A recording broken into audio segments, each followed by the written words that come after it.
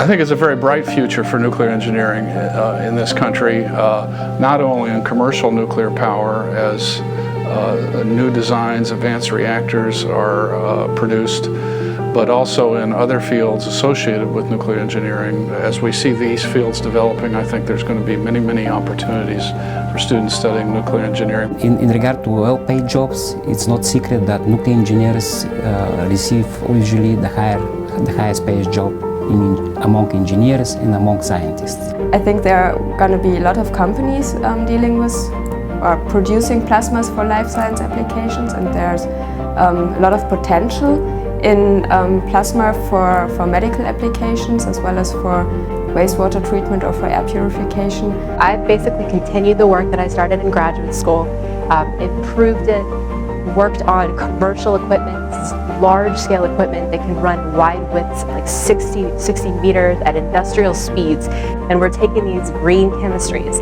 and we're expanding them into fire retardants, into moisture management, which is basically wicking like Under Armour type shirts that you use for running.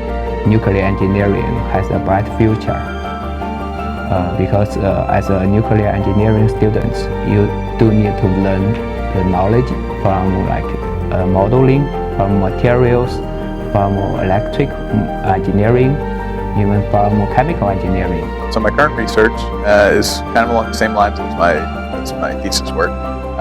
We are working on thin film coatings to prevent corrosion of different structures. So we're looking at these coatings for steam generators, heat exchangers, turbine blades, things like that. In this lab, the simulation lab, we can play around, we can mess around, we can mess up.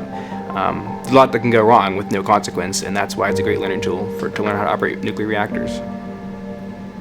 So in this lab, we do retrospective dosimetry, and what that means is we measure the dose to materials after they've been removed. We can take these, we can expose them to radiation sources, and then bring them back to this lab and reconstruct that source.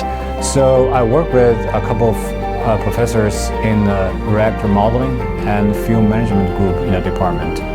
What we do is we investigate the multi-physics simulation of reactor systems, such as reactor physics, thermohydraulics, fuel performance, and so on. Since graduating, I got a job with Westinghouse Electric Company, which is one of the big 3 fuel vendors in the nuke industry. I have been there for almost 8 years at this point. Lead core designer, also head of some special projects, and part of one of the things that we get to do is head up the senior design project for NC State.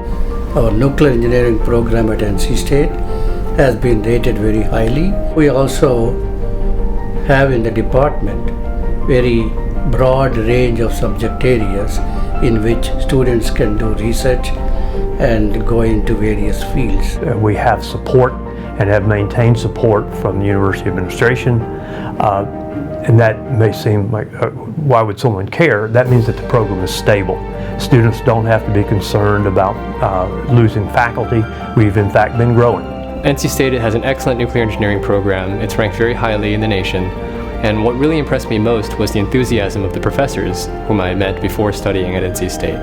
They really care about the industry, they really care about the program. What's really cool and what I really like about the nuclear engineering program is if I choose to do something else, whether it's in plasma physics research or nuclear reactor design, I know that there's an easy transition within this program. And I find this kind of stuff fascinating because here I am coming into a field that's known for radiation power production, and there's all sorts of other life science applications that's not just cancer treatment. It's also day-to-day medical treatment. You could use it for acne, you could use it for burn victims. The applications for the stuff we're learning is incredible.